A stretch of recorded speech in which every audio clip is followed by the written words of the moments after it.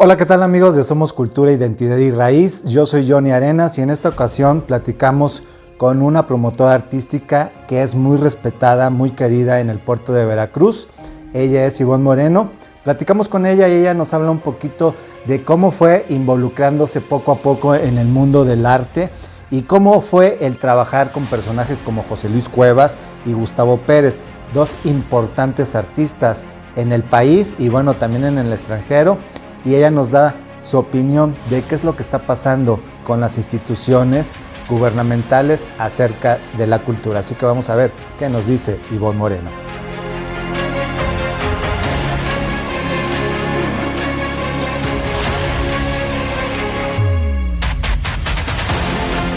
¿Qué tal? ¿Qué tal? Encantada de departir contigo y tu público acerca de estos aspectos tan importantes que simbolizan a Veracruz como lo son los artísticos. ¿Me podrías platicar un poquito cómo fue tu infancia? ¿Cómo te fueron interesando las artes, los artistas, la lectura, etcétera? Bueno, como en casa se fomentaba la lectura, porque el hecho de que los infantes se acerquen a los libros tiene que ver con los padres en primera instancia. Entonces a mi mamá le gustaba leer, a mi papá también, pero más a mi mamá. Entonces a través de los cuentos infantiles fue como me asomé a la lectura y al arte, porque mi papá compró una enciclopedia, la temática que seguramente las personas de mi generación deben ubicarla. Era una enciclopedia de 19, 20 tomos que tenía un empastado azul. Cuando mi papá compra la enciclopedia esta, le obsequian un grabado de Durero, de Alberto Durero, el genio alemán. Y yo quedé fascinada, desde ahí quedé fascinada con las artes plásticas, hasta hoy en día no se me quita el embelezo. Oye, ¿tus papás qué te decían? ¿Estaban de acuerdo con que te inclinaras por esto, que estudiaras Bueno, mis papás han apoyado parte o apoyaron, han apoyado porque mi madre vive. Ya no tengo la fortuna de tener papá, pero mi mamá vive. Y a pesar de que soy adulto mayor, mi mamá sigue teniendo injerencia en mi vida, aunque usted no lo crea. Es difícil cortar los cordones umbilicales. Sí. Y a mí me costó mucho, soy una especie de combinación Edipo-Electra. Pero bueno, aquí estamos y fui una niña feliz, pero fui una persona difícil, rebelde. Lo llaman conflictiva, pero más que conflictiva, soy conflictuada. Me cuestiono, desde muy niña creo que maduré pronto y de manera constante me he cuestionado por qué se vive, hacia dónde voy, por qué las personas somos diferentes, por qué cada quien tiene gustos diferentes, por qué a algunas personas les gusta el blanco, el negro y por qué a otros el gris. Entonces, eso te hace ser una persona difícil, te hace ser una persona diferente y entonces yo he sido una persona difícil, pero que me encanta compartir, me encanta el contacto humano y sobre todo me gusta establecer vínculos fijos. Es muy difícil que yo no conserve un amigo. También las personas de mi generación recordarán que se hacían álbumes. Los niños de mi generación distan mucho de los niños de la generación electrónica. Entonces se hacía colección de álbumes y estampas. Y la cerillera de los clásicos hizo un álbum de pintura. En la parte posterior de los cerillos, adelante estaba la Venus y un ferrocarril, si no mal recuerdo, pero en la parte posterior venían pinturas desde el gótico hasta el siglo XIX. Entonces ese fue un álbum que yo traté de hacer, muy difícil porque aunque mi papá era fumador, pues no logré completarlo. Y ahí también se fue fomentando mi idea de lo que me interesaba en la vida y de lo que yo quería en la vida. A mí me fue muy difícil decidir. Yo quería estudiar algo que no existiera en cuanto a estructura académica en Veracruz y entonces me fui a México. Me toca la preparatoria de 2 años, yo terminé la prepa de 16 y así ingresé a la Universidad Iberoamericana en México. pero no estudiando ni letras ni arte, porque mucha gente cree que yo estudié arte o letras. No, yo estudié ciencias políticas en la Universidad Iberoamericana y sí me costó mucho trabajo decidir qué licenciatura tomar, porque yo sabía que me gustaba el contacto humano, la cercanía con la gente y sobre todo explotar las pocas fortalezas que tengo, y una de ellas es hablar, expresarme, hacerle sentir a los demás lo que otro hace. Creo que básicamente el arte es comunicación y es la línea que yo he tratado de expandir hacia los demás. No el arte, Johnny, como concepto, porque la historia del arte, la filosofía, la misma historia hace teoría acerca de lo que es el arte. A mí me gusta acercar al fenómeno estético a las personas, y allí empieza la historia. Y cuando termino la licenciatura no me quedé en México, estaba haciendo la maestría, pero enfermé y mi papá dijo: basta, te vienes para Veracruz y ponte a trabajar, porque ya no hay de más. Y entonces trabajé primero en ámbitos universitarios hasta que se hace el Instituto Veracruzano de la Cultura, y tuve la fortuna de trabajar con Ida Rodríguez Prampolini, y ahí mi mundo y el concepto de arte cambió. ¿Y el ser mujer te costó trabajo llegar ahí, a ese punto? No. Yo creo que a mí me cuesta trabajo el ser extremadamente extrovertida y directa, pero nunca he tenido problemas por ser mujer, o por tener determinado color de piel o determinada ideología, sino más bien porque vas pisando fuerte y vas diciendo: esto me agrada, esto no. Y todos sabemos que a veces lo puedes decir y a veces no, pero sí el hecho de conocer a Ida Rodríguez, de estar en el Instituto Veracruzano de la Cultura, que comenzaba a acercarme a la gente de Jalapa. Tuve la oportunidad de conocer a escritores, a Juan Vicente Melo, trabajé con Juan Vicente Melo, trabajé a Félix Báez Jorge, y entonces van siendo vínculos que uno va fomentando para que su trabajo crezca. Entonces ya no te cuento el sinnúmero de pintores que conocí: García Osejo, Sofía Bassi, Carlos Jurado. ¿Fue difícil o fácil trabajar con ellos, hacer cultura con ellos? Difícil en el sentido que muchas veces el discurso de estos creadores no es entendido en ciertos espacios. Recuerdo la experiencia de haber hecho el homenaje a Sofía Bassi, por ejemplo, porque don Fernando Gutiérrez Barrios se lo encomienda a Ida Rodríguez Prampolini. Ida, en su maravilloso libro sobre surrealismo y arte fantástico, puso: y hay otras surrealistas en México como Sofía Bassi. Fue lo único que puso de Bassi. Y entonces decía: no, es que enteramente surrealista, o es surrealista tardía. Y entonces me dijo: mira, te la encomiendo, porque yo creo que se van a entender muy bien. Y sí, porque son diferentes mundos. O sea, no puedo decirte esto está bien y esto está mal. Cada creador, llámese poeta, llámese cineasta, llámese escultor, llámese pintor, llámese actor, va teniendo su propia personalidad, deja una huella, pero es la gente, Johnny, la que extiende esa huella, o es la gente la que lo nulifica. Tal vez porque no entienda su discurso o porque no le agrade. Entonces, también tuve la oportunidad de conocer a Fernando Gamboa. Y bueno, todos sabemos que Fernando Gamboa, que además de ser teórico, manejó el Fondo Banamex por años y años.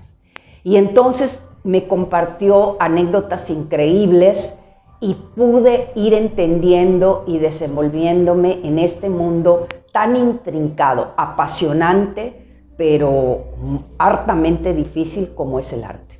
En este mundo cultural, muchos son divos. ¿Tú te topaste con este tipo de artistas? Número. Todos son divos, ¿verdad? ¿Qué pasa? ¿Por qué crees que se ve eso? Mira, lo que pasa es que algunas personas son diferentes desde pequeños. Algunos rayan en la genialidad. Hace un rato hablábamos de este importante cantante y divulgador y rescatador de la música mexicana que es Rodrigo Cadena, que a mí me encanta, ¿no? Y que algunas personas pues no han tenido oportunidad de tratarlo de cerca, que a mí me encantaría, o de conocer cuál es el fundamento de su obra, y entonces te ponen cierta estafeta. Así le va sucediendo a los creadores, ¿no? Cada uno va teniendo su propia estafeta, pero sí hay alguna gente mucho más fácil de tratar que otra. Recuerdo también que conocí a Sebastián, el escultor, mucho tiempo después, una gente muy accesible. Entonces van fluctuando. Tuve la oportunidad también de convivir en algunas ocasiones con José Luis Cuevas. José Luis era terrible y era una persona muy vanidosa, pero en verdad también un hombre muy agradable, Johnny. Entonces van variando.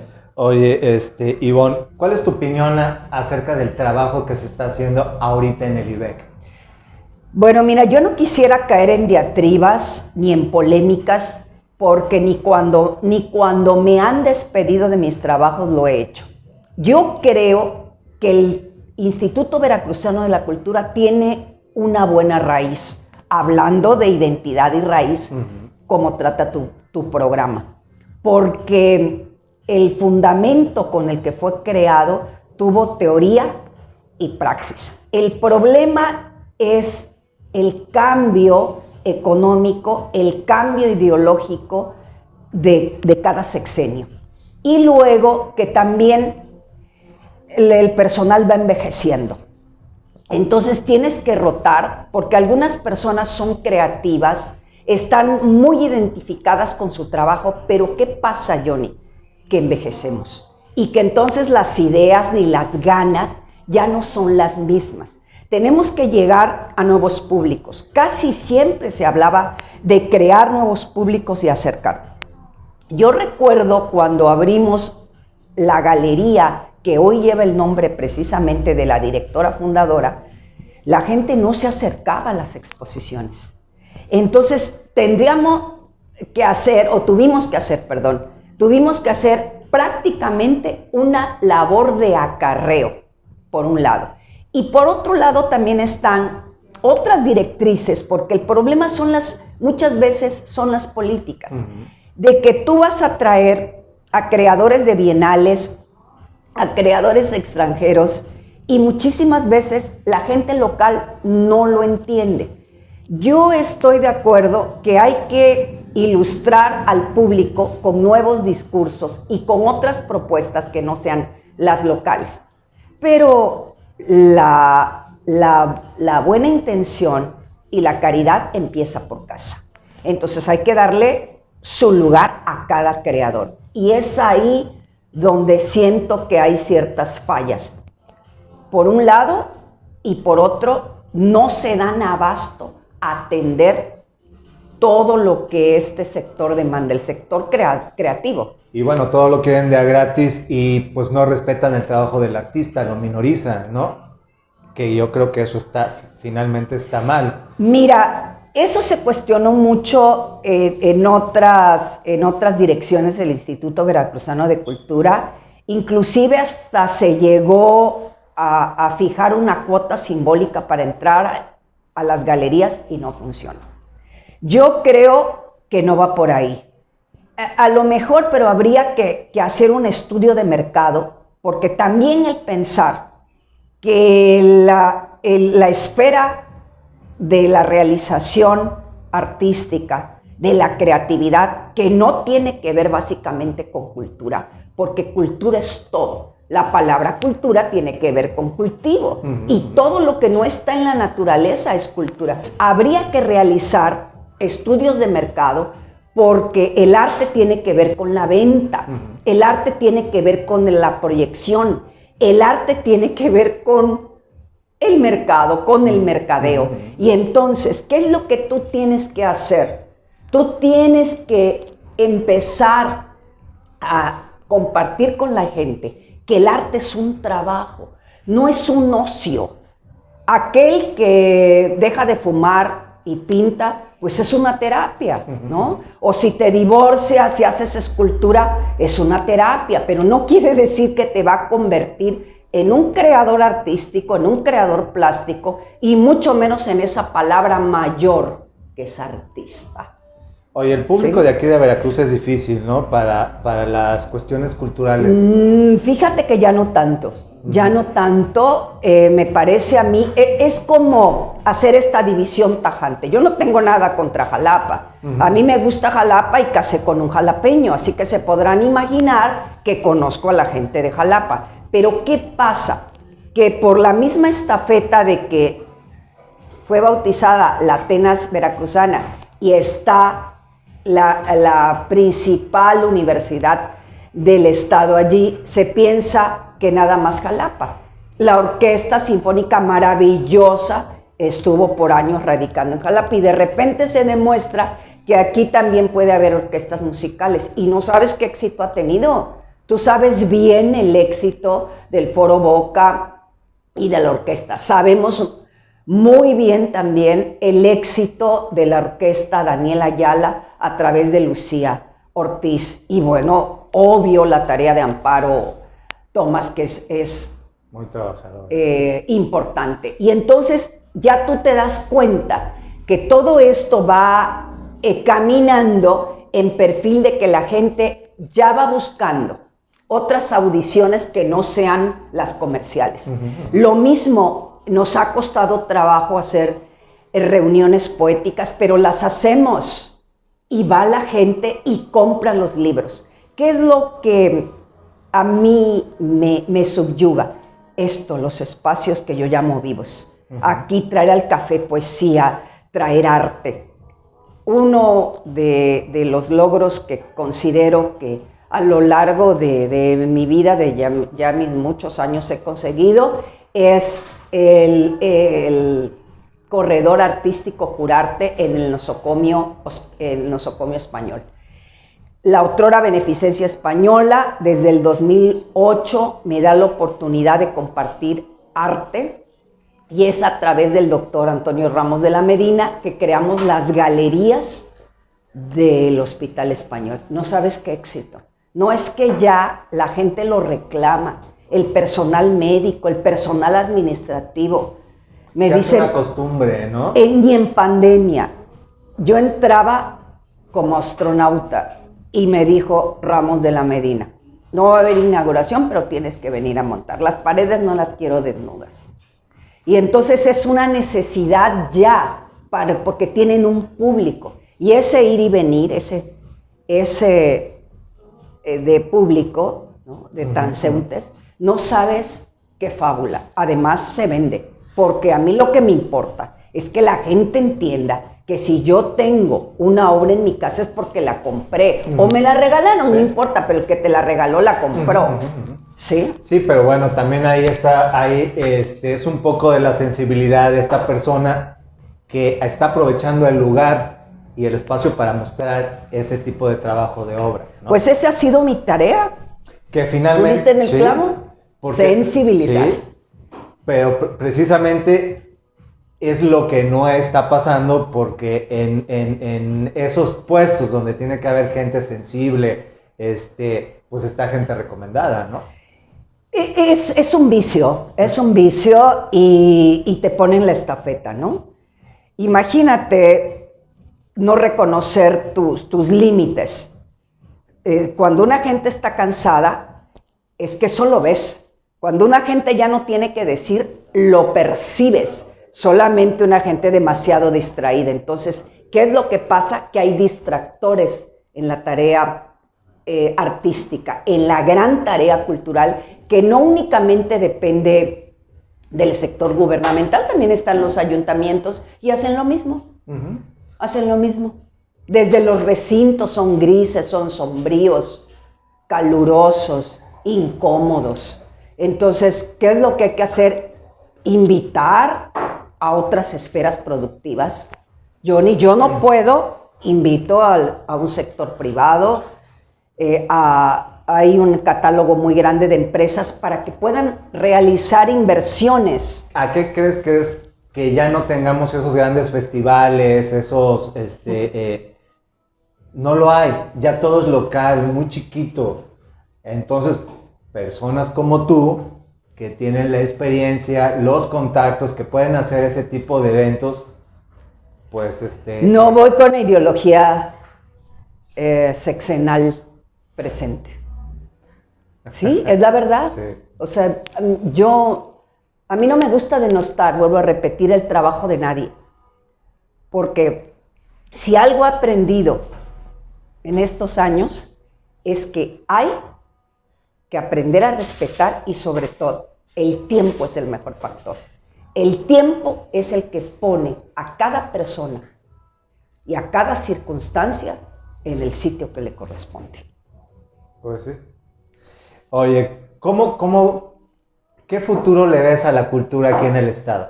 Yo creo que per se, Veracruz es un estado rico en cultura. Nada más hay que ver Coatepec y su café, los Tuxtlas y su fauna, el mole de Jico, ¿sí? Las décimas de Tlacotalpan, la riqueza del traje de jarocha, el son. Yo creo que Veracruz per se es cultura. Es muy difícil que no se relacione a Veracruz con aspectos culturales, con esos grandes fenómenos como Agustín Lara, Ruiz Almengol, Memo Salamanca, Cri-Cri, Francisco Gabilondo Soler. Ya nada más pensar, Cri-Cri. Sí, pero ahí están, pero pues están quedando un poco en el olvido, siento. Mientras existamos personas como tú y yo, ahí vamos a estar pujando y en la beligerancia para que estén presentes. O sea, qué bueno que en Veracruz se dé béisbol, ¿no? Todavía no tenemos el fútbol que nos caracterizó y que es una maravilla de estadio, que es un estadio clásico, el Pirata Fuente, que no esté funcionando. Pero es muy importante rescatar, todo es una conexión, que tiene que ver con atraer al turismo, que tiene que ver con una oferta de otro tipo que no sea nada más gastronómica y de deportes extremos o de bebidas. Tiene que haber una oferta en donde quien nos visite se siente identificado y por qué Lara quiso ser veracruzano y por qué Cri-Cri tuvo un asiento tan importante en la música a nivel nacional y cómo llega el danzón a Veracruz. Todo eso lo tienes que ir conectando, ¿no?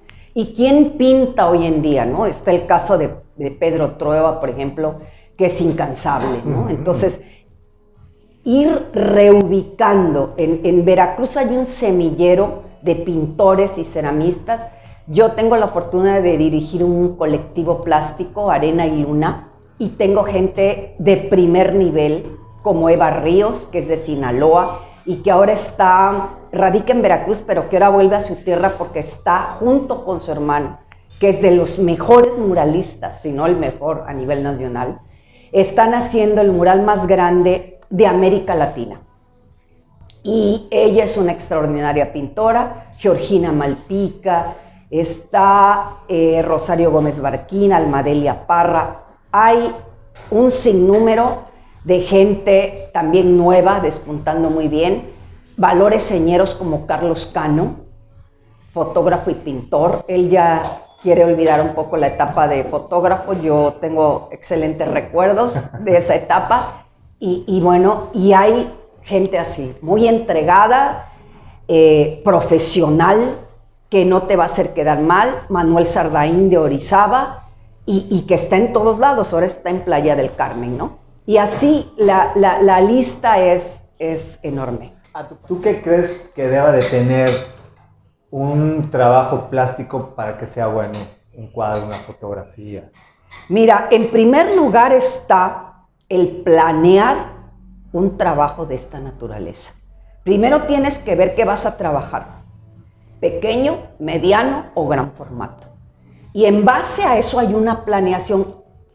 Volvemos al sentido educativo y de formación. La administración es fundamental en la vida. Si tú conoces el proceso administrativo, vas de gane. Entonces planeas, a ver, ¿qué pienso hacer? ¿Qué es mi fuerte y qué no es mi fuerte?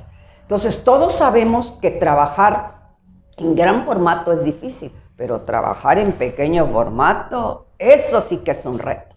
Entonces, una vez que sabes eso, tienes que conocer como creador tus deficiencias. No soy buen dibujante, necesito meter buenos aceites, buenos óleos, buenos acrílicos, porque necesito con el material sustituir mis debilidades. Cuando tú haces un FODA, volvemos a la administración, como creador vas de gane, porque mucha gente es impecable en sus presentaciones, que yo lo defiendo mucho, ya vas de gane, ¿sí?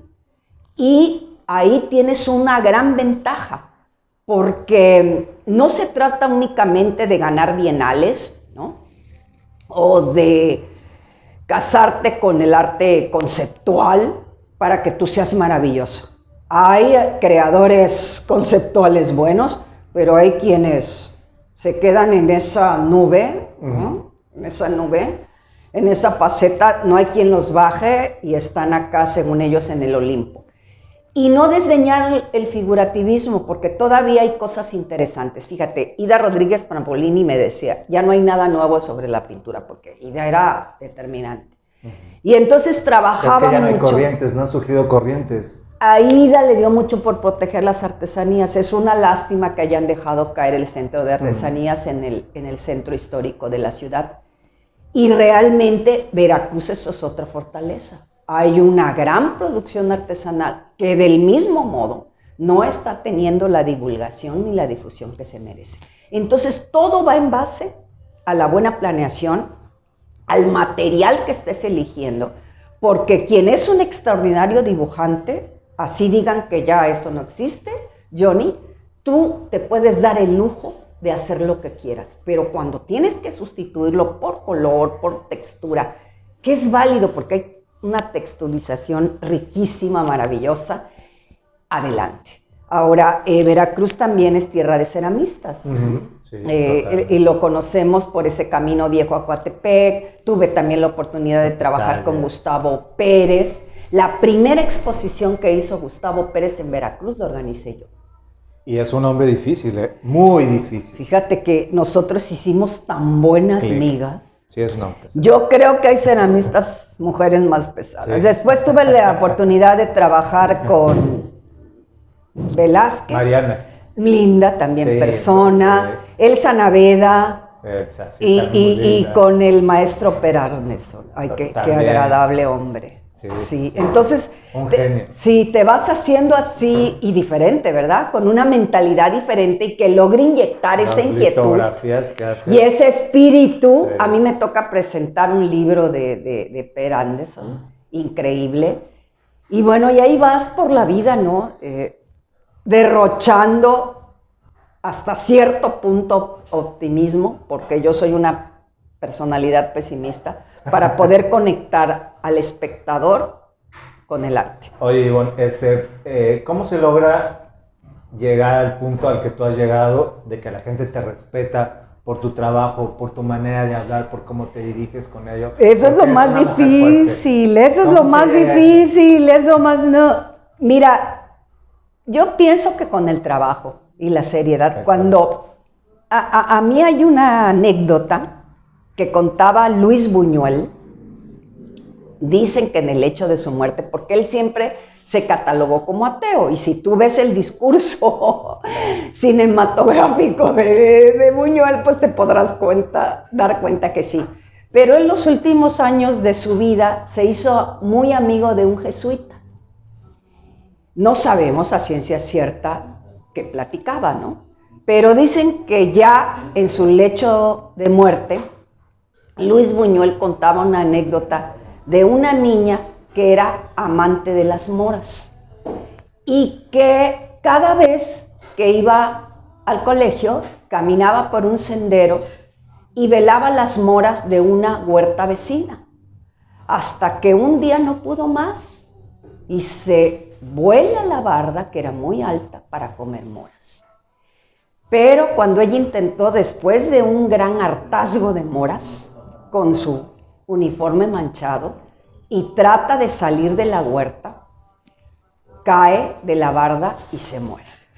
Cuando llega al cielo, Dios le dice, pero qué barbaridad, mira, sois una niña y qué joven has muerto, ¿no? ¿Por qué? ¿Qué fue lo que hiciste? A ver, recuérdame qué fue lo que hiciste. Comí moras, pero no me arrepiento porque me gustan o me gustaban tanto, y que entonces Dios le dijo, sé bienvenida a mi reino, el amor a las moras te ha salvado. Y así yo digo, pienso que el amor a mi trabajo me ha salvado. Y te ha salvado muy bien porque hasta Jalapa llega el eco del excelente trabajo que has hecho. Pues Ivonne, te agradezco mucho estos minutos. No, gracias a ti, Johnny. Te felicito por ser una mujer, además de guapa, inteligente, que defiende con mucho ahínco la cultura y sus raíces. Y eso es... Así debe ser cada veracruzano, y donde yo esté, Veracruz estará como ese símbolo que dije al inicio. Veracruz es un símbolo, y el arte no lo puedes deslindar del símbolo. No nada más el arte es grafía y representación. Donde no hay símbolo, no hay arte. Pues muchas gracias. Gracias a ti.